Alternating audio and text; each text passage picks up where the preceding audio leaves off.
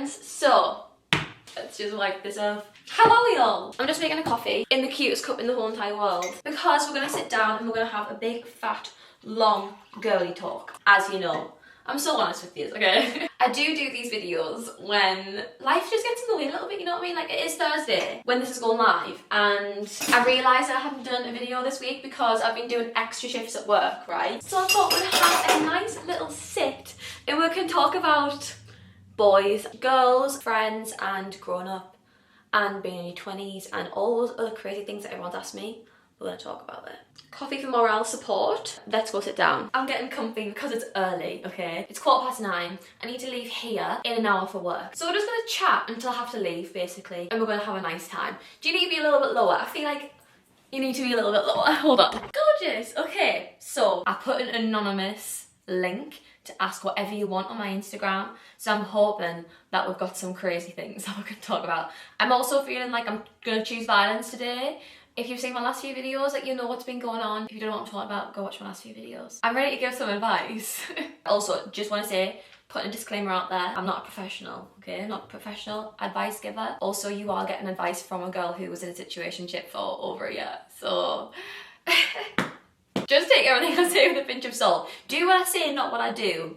Is basically what we're gonna go for. Okay, so honestly, I would say about 50% of questions are about making friends in your 20s. I'm gonna answer this a little bit, but in my last girl talk, like I think it was maybe 2 months ago, I went into detail, but I'm gonna lightly touch on it. But if you want to have like a big detail, just once go that one. But this is me right now, okay? Finding friends in your 20s is really, really hard. It's because our whole life we've been forced to be friends with people. Like, not forced to be friends with people, but being put in situations where we're forced to make friends. Like school, and those who were lucky enough to go to brownies. My mum would never let me go to brownies. Brownies, dancing class, college, uni, sixth form. Like, you basically put in a room with loads of people, and then it's like, right, be friends. That stops happening when you're in your 20s. Unless you work at a job and people are your age, it's really hard to come across people. So I think it's just a case of putting yourself back in situations where you are going to be locked in a room with people. That sounds slightly concerning. I mean, like run clubs, gym classes, boot clubs, like putting yourself back in those kind of situations, which is what I'm working on at the moment. I'm not there yet. Because then it's like, well, what do you do when you're really shy and you don't want to do that? And it's basically like, well, you've got to get over it. Like, I'm really shy and I get really anxious and I go bright red in social situations when I don't really know anyone. It's just so embarrassing and icky. It's not embarrassing, no, it is embarrassing. I can say that because it's me. I'm like, oh, I don't want to do that. Well, tough titties to you, then you're not going to have any friends, you know what I mean? Like, I feel like I need to start being mean to myself and being like, get yourself to that run club that you've been meaning to go to every Friday for the last 4 months.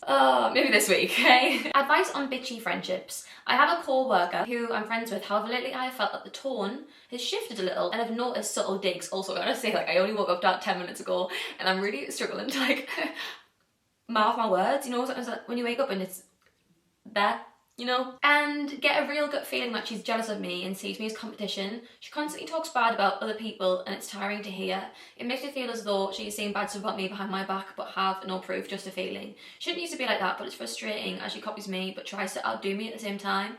I'm not a jealous person and I always want the best of my friends, but I'm struggling with the situation and it seems she's starting to act as though she's better than everyone else and is starting to annoy me.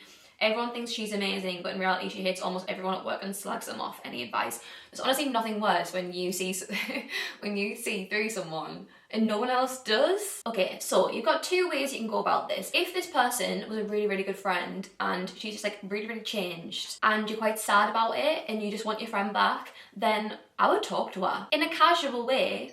I guess say to her, I just wanted to check if you're okay, if anything's going on. Like, I've just noticed that you've been a bit off recently. Like a bit more sharp, and so just want to like know if everything's okay at home. And really she could be going through something and this is a bit like a coping mechanism, and then she could get back and be like, what, no, and then great, sack her off. Or she could get back and say, oh yeah, my dog just died, and then it's like, oh god, no wonder you're being a bit right, but you wouldn't know until you ask. So you could do that. What I would probably do, I would just sack her off, to be honest.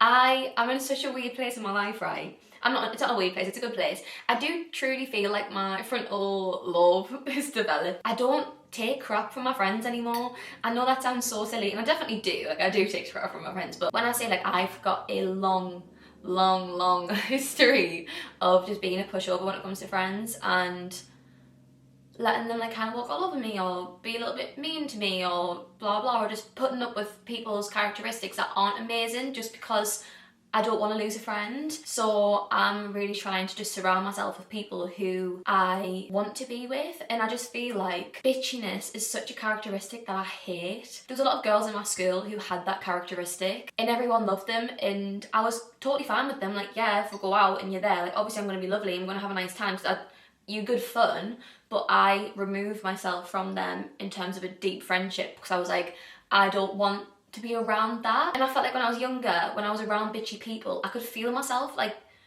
stepping towards being a little bit more like that because I was too scared to just tell them to shut up when I was younger, you know what I mean? Whereas now, if someone's being bitchy, I'm just like, I just don't want to be in the conversation. So even though this girl could be going through something, if she's got bitchiness in her to be bitchy, then she's always gonna have bitchiness in her to be bitchy. If she's talking mean about other people, truly, like, what is she saying about you? That's what I always think. If she's making you feel bad about yourself, it's not worth it. Life's too short. Still be civil and still be nice, but I would just maybe start to distance yourself. And also, if you distance yourself, she might realise that she's been a knob. Me and my boyfriend are 21. We have been together since we were 15, 16.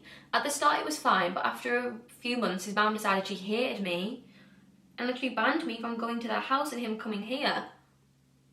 Obviously, we continued our relationship behind her back. We're at the age now where I'm wanting to go away with him and spend more time with him and sick of sneaking around. He won't speak to either of his parents about it or any of his family because his mum's mental health isn't the best. But I feel like I can't put up with the secrecy much longer. What do I do? Oh my god, this is really awful. This actually sucks. I feel like this is not your problem and it's your boyfriend's. You need to tell your boyfriend to tell his mum. And I know her mental health's not amazing, but if she's got no real reason to hate you and she's just like a bit of like a weird mummy's, like, you know, those weird like Freudian mums who are obsessed with their sons. Her boyfriend being in love and being happy in a relationship for what, 6 years should be a joyous thing to hear. I understand that maybe she didn't like you at the start, so it felt a little bit easier to hide, which I understand when you're like 15, 16, even 17, but like 21, like you're getting on now, like you've got a very serious relationship, and being a part of each other's lives without any secrecy is such a big part of a relationship. And also, like, she might have not hated you, she might have just hated the fact that her son was in a relationship when he was 15, and it's not really like a nice thought to think about when you're like a parent, thinking, oh god, like what's my son getting up to? So he's 21 now. I feel like you should tell her. Give him an ultimatum. Say you're gonna have to tell her within the next 4 weeks or I'm out. My dilemma is that my boyfriend is just starting his career and going back to university to study a master's degree. Masters, oh look at me being posh, a master's degree, where I've just finished mine. We've been together for 3 years and lived together for 3 years also. Wow, freaking hell. I'd say we were both in a pretty serious relationship. I'm looking forward to earning money now and with my new job and just get on with the next steps in life, like engagement, babies. I feel like I'm going to be waiting for him now. I'm going to be 27 this year and the time is ticking. Oh my god, don't you dare say that to me right now. Remove those words from your mouth. Time is not ticking. Because I'm sat here single and I've never been less away from these goals in my life. Don't say that or I'll cry. I feel like his career goals and aspirations are not as high as mine, and I'm worried he's going to be holding me back. I've always been the one to push him into getting jobs and go back in education to further his certifications in order to get more respected jobs. Do you think I should end it and find someone else who has similar goals and aspirations to me? Or do you think I should support him through uni? That makes me feel very materialistic. It's really not. I don't care for expensive things. However, I feel weird being in a relationship where I'm the breadwinner. I want to feel my own feminine energy and feel as if someone has my back too. Okay, I can really give advice on this. I was in this situation. This to everyone else doesn't sound materialistic, but because I've been in it, I know it's not materialistic. So, not to make this about me, but I'm really attracted to drive and ambition. And I think because I'm quite driven as a person, when someone's not, it just doesn't match. Whereas like I know some people whose boyfriends aren't driven and that doesn't bother them because it's not on their list of priorities. Because it's on mine, if I'm with someone who's not driven, it causes like quite a lot of problems. So don't feel bad about the situation if like you speak about it to your friends and they're like, yeah, like, no, it's fine, we have like blah blah, because it just might not be as high on their priority list. I was with someone and it was the same kind of thing. Didn't know what they wanted to do in life, no real career goals. I had like way too many career goals and I was, pushing them into maybe going back to uni or doing an apprenticeship, and it was quite draining because I do feel like you end up feeling a little bit like their mum. And you don't want to feel like a man. And being able to like bounce off someone and grow together and both having all these ambitions and having the feeling of like, God, yeah, like we're going to smash it together, rather than being like, okay, Jonathan, are you going to go to uni now? Like, it's a bit more, I do get what you mean. I personally think, being brutal, if you're having these thoughts, end it. That could be unrealistic and that could be a bit silly for me to say, but because I had these thoughts myself, it just doesn't get better. And it might get better, but in my instance, this was like an ongoing problem for a long time, and no matter what I did, no matter what they did, and you want to try your hardest to be there for people, because when you're obviously care for someone a lot, you do want to be there by their side, but it becomes a point when it's kind of like, okay, maybe we just don't align anymore and we're just not on the same path. But I do feel like if you are starting to think, shall I be with someone else? Maybe it's time, yeah, to call it quits. Or what you could do is be like, in your brain, I'm gonna give him 6 months, see how he is, and then take it from there. How do you get over someone who you never dated, but also it was never just friends? I keep thinking I'm over him, but every time I come back from uni, it all comes back to me. I just feel like I'm living in this vicious cycle. This is, my life. I'm going to be brutally honest, and I'm going to basically just tell you what I've been saying to myself. I've been going through this situation and it's really hard. It's really hard when you have basically been in a relationship but it wasn't fully a relationship because you didn't have the title. In my case anyways, I feel like I haven't been justified to be upset because I'm like, oh, but he was never my boyfriend. But he was. I say that with Jess, like we were acting like boyfriend girlfriend for a very, very long time, and even though we didn't have the title, we were in a relationship. If you're seeing someone, if you're seeing only one person, you're not dating anyone else, you're not texting anyone else, well, I don't know if you was, you might have been, but you're seeing each other every week, you're texting all the time, like blah blah, like nothing changes when you've got a title. So don't think of this in a case of, oh, but he wasn't my boyfriend, because it's still justified. And for me anyways, this has been my worst breakup, even though this has been my only breakup where I wasn't actually with the person, like officially. What I've been saying to myself is, I'm guessing by this, he ended it. Whenever I feel myself getting sad about it, or I'm really missing the person and I'm just like, oh my god, like I just wish I could tell, like a lot of things have happened and I'm like, I just want to phone them, because this person was also my best friend. So it's like, how do you go from being in this weird situation with this person to then having nothing with them? I just keep on telling myself, whenever I get sad, they don't want me. Yeah? And I know that sounds so awful and it's a little bit brutal to myself, but I gave them my everything. They got all my good bits. They got all of like the special parts of me that I've never gave anyone ever before, like ever. And it still wasn't good enough. Like they still chose to let me go. And that's really sad. And oh god, I don't want to get upset. Oh my god, I've been so good at not getting upset like the last few weeks. Like what's wrong with me? My best still wasn't good enough for them. And they still chose to let me go and risk never being with me again. Like they could look me in the eyes and say like, I don't want to be with you anymore. You know, when it's like a situationship, I feel like it's a lot easier to be like, oh, I just don't want a girlfriend right now, or like, oh, I've just got too much going on in life, or I'm not ready to settle down, or like whatever the excuse is. It's almost worse because you were with them, you know what I mean? Like a label doesn't change anything, so them ending it because they don't want to make it serious, or I don't know, whatever it is, it's just an excuse. They just don't want to be with you. And as brutal as that is, and at the start I was really like, oh no, like maybe in a few years like we'll come back together, and like it's just right now he just doesn't want to be in a relationship, blah blah. He has been in a relationship for a long time, like in a really long time, and he can say that he wasn't and I can say that we were, but him choosing to end that is not because he doesn't want a girlfriend, it's because he doesn't want to be with me. Because if I was the right person, he wouldn't risk letting me go, and he wouldn't want anyone else to get the opportunity to get me. Like he's letting me, he's putting me back in the world. Yeah, like I could get snapped up tomorrow. I won't, but I could, and he's risking that. Sorry, I'm going on such a tangent, but this is also to do with just like normal breakups as well, like not situationship breakups. If you're in a breakup, if you're in a situation breakup, just remember that you deserve better. Life is far too hard as it is. We struggle with self-confidence, we struggle with body image, with career, with friendships, like all of these things are so uncertain. I know for me anyways, I feel very uncertain about a lot of aspects of my life, and I'm not fully secure in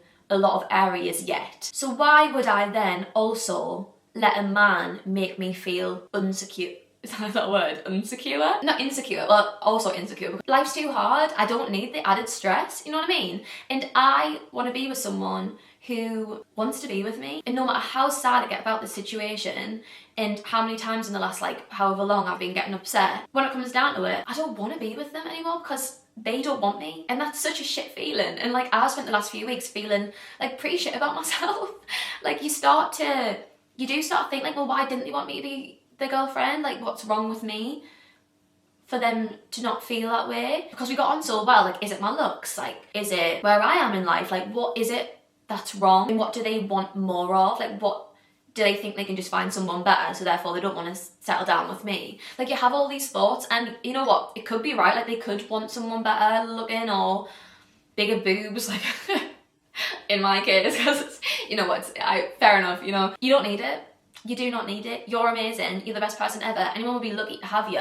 And you don't want to be with someone who made you feel like insecure and unsecure, if that's a word, in the relationship, is my start and end of that. Is there anything else I want to say about that, actually? While I'm talking about it and on a bit of a tangent. My situation's not like this, but I know my friend had a bit of a situationship. Hers is more of a situationship because they were getting with other people as well, and, well, she wasn't, but he was, and they were like very on and off. It was very much more like come round at 10 o'clock vibes, rather than, like what mine wasn't like that, but hers was very much like that. And then when he ended it, he took the approach of just being a bit of a dick, and he was like, well, you can't be annoyed because we're never together. Don't let no man tell you that, okay? You are justified in feeling however you are about the situation, and whether you were officially with someone or not doesn't change how you feel about them. And even though right now it might feel like you'll never meet someone who'll make you feel the same as they did, and you might think, oh my god, like what we had was literally so rare, like how am I gonna replicate that again? Don't think about the positives. For me, I'm very much a person who like puts on rose tinted goggles and I think about all the good stuff. As soon as I start getting a positive thought, I just think they don't want me. You want to be with someone who wants to show you off, to have you on their arm, who wants to just be with you properly and fully, and wants to grow with you rather than risking like never seeing you ever again. You've got this. F boys. A little bit of a spicy question. I don't think I enjoy. Will it ever get better? How can I make it better? Practice makes perfect. And I think it's very dependent on the person. So for me, this is too much information. I don't think it is. I tell you everything, so it's fine. I have to have like a connection to someone to have a good time. You could just be the same. If you are just like having like which is great. Some people love that. Some people prefer that. It could just be like you need a bit more of like an attachment to enjoy it. And then if it's with your boyfriend and you are still not enjoying it, then tell him to up his game. How to get over your ex randomly blocking you after talking continuously. Don't speak to him. I'm gonna hold your hand. Hold it. Let's lace our fingers. Okay? Wait. He's talking to someone else. I know. He's talking to someone else and you've got to let him go. You don't want to be with someone who is gonna even think about being with other girls. And if you are speaking to your ex and you're kind of hoping that you get back together, he's obviously interested elsewhere, and you don't want that. You want someone who thinks the sun shines out of your bumhole, yeah? The biggest sunshine out your bumhole ever. And if he's contemplating other girls, good riddance. Thank God he's blocked you, right? It's annoying because obviously it's hard going from like speaking to someone and then not speaking to them, and I understand it's really, really hard, and you should have had the decency to freaking tell you, oh, by the way, Jennifer, I've met someone, or I'm texting someone, or blah, blah, blah. And then you probably have more respect for him. But boys aren't like that. They aren't. They choose the easiest route. The easiest route has been to block you, but you've got to think, well, how much did he care about me if he's willing to just block me out of his life? Not a lot. Get rid. Going through the toughest breakup, the no contact is killing me. I'm literally miserable. My friends don't check in and I have no one to turn to. Any advice? Baby girl, baby girl. It's really hard when you know that you would check in if the shoe was on the other foot. I have been going through this as well. People who I thought would be here for me, like, haven't. And I felt very much on my own as well, and it is really hard, but you've got to just let yourself feel it, and you've got to be sad for so long until you get to the point where you start hating them. You can start feeling more anger, and then the anger can turn to having a hot girl summer. And if your friends aren't there for you, you've got complete right to say to them that they should be there for you, and that's not something for you to feel embarrassed about, like saying it. Like, they should be embarrassed that they've not said anything, like, that they're not there for you. You should message them and say, like, look girls, like, I'm going through a really shit time. I feel like nobody's ever really like spoke to me, like, can we please organise to do something soon?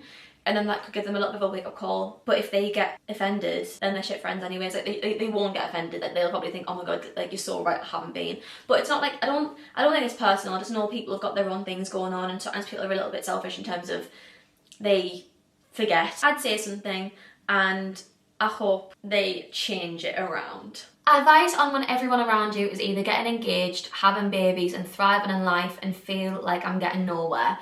Again, I spoke about this in the last one, but I'm going to touch on it a little bit. What's that quote where it's like, Ben got a really good job at 16 and worked his way up all of his life, whereas Peter got a job when he was 60 and became CEO at 61 and then made like £1 million or something. I can't even remember that. I don't think that's the quote.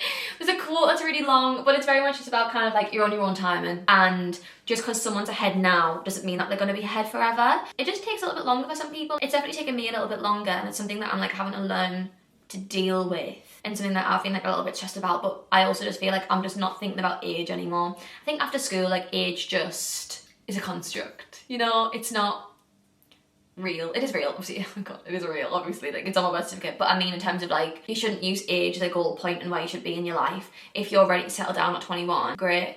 I'm not. I know that I probably won't want kids until I'm like 40, you know? Like, it's just, it's very, it's different for everyone, and don't let it get you down, because just because you feel like you're behind now doesn't mean that you won't be 100 miles forward in a couple of years. A lot can happen in a year as well. Like, if I think about me this time last year, I'd moved home, I was in debt, I wasn't doing social media properly really anymore, I had no job, I was banned from Klarna, I moved back in with my mum, I was living out of a bag, I was sharing a room with my sister. Really hard time, and now I'm living alone, I've got my own career, I'm back on socials, like, I'm doing all this stuff. In a year, a lot can change. Trust that you're gonna end up where you need to be, but also if you feel like you're not where you wanna be, just push a little bit harder. Hey girl, I've been on and off with the same person for 4 years. I'm quite literally in love with this boy and nobody else comes close. But 4 years, man, is a time to let go. I feel like it's friends with benefits, but no friends and all benefits, because he's for sure talking to other people on the side whilst I'm staying loyal as fuck. What do I do? P.S. he has size 6 feet. Is that a red flag? Don't let a man with size 6 feet make you feel bad. Oh my god, okay. Dump his ass. I know you can't technically dump, but if this boy hasn't seen your amazingness to tie you down in 4 years, get rid. Do you want to? And I always go back to this, and I've said this so many times, but I think it's a really good thing to think about whenever you're feeling sad about a boy. Do you want, let's say, you and this guy, let's call him Joseph, you and Joseph get married, right? And you have little kids. And then one day your kid is old enough to be like, oh mommy, how did you meet daddy? Like, how did you and daddy get together? And then you have to sit and say to her, oh well, Josephine, your daddy and me were actually like on and off for about 4 years, and daddy was like going off with other people and stuff, but I stayed loyal because I knew that we were destined to be together. And then like after a lot of persuading and blah blah blah, your dad finally decided to make me his girlfriend, and then that's how we got together. That sucks. That's such a bad story. Like that's not a love story, and that could be me being naive, but I just feel like that sucks. Do you want to be able to say to someone that someone didn't see your worth for 4 years? You want to say to little Josephine, daddy met mummy, he fell in love and he was obsessed and that was it. What advice would you give to a friend? That's what you would say to a friend. It's just a lot harder to take it yourself. I know, I've been there. I understand, it's hard, but after 4 years, don't let this boy stop you from finding your husband. You deserve better. In size 6 feet.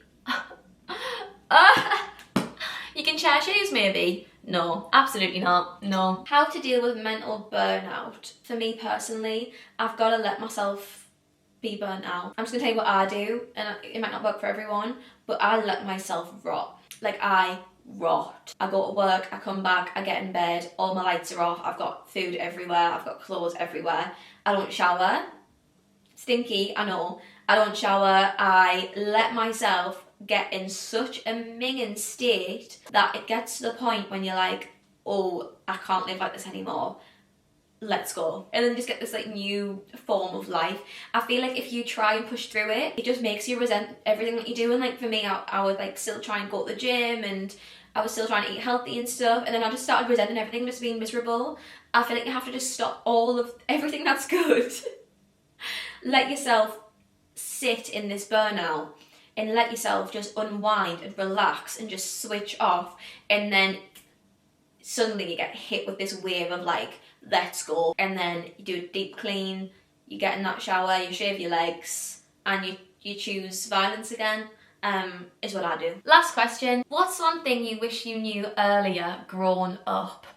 Ooh, God, this is a... What's one thing I wish I knew earlier? There's no rush. Chill out, is what I wish I'd said to myself. When I was younger, I was very much in a rush to be, I guess, to be like where I am now, living on my own, and after uni I moved straight out. Biggest regret, I wish I'd stayed at home for a few years, saved. Take advantage of the things you have when you're younger, because you've got your whole life to be on your own and paying bills and paying rent and in a serious career and being serious and having ties. I wish I'd just let myself live a little bit more after uni, stayed at home, travelled a little bit more, like not being so stressed about sorting my life out. Obviously for me, obviously, I ended up getting in a really bad financial state because I was so rushed to do all these things, and realistically I wasn't ready to leave. I wasn't ready to move out. I wasn't financially ready to move out, but I tried to do it anyways. Don't do it. I wish I'd known when I was younger that life is hard and why make it hard for yourself? You know, is that good advice? Just slow down. Slow down, you're doing fine. Alexa, play Vienna, Billy Joel. This is one of my most favourite songs of all time. Alexa, volume up 3. Slow down, you crazy child. You're so ambitious for a juvenile. That is all I'm going to talk about. Thank you so much for listening and chatting with me. Life's a climb, but the view's great, as I always say. You know, I actually think I've said that once. I don't think I say that all the time, but love you all. Back to normal vlogs next week, and thank you so much for watching. Have a gorgeous week.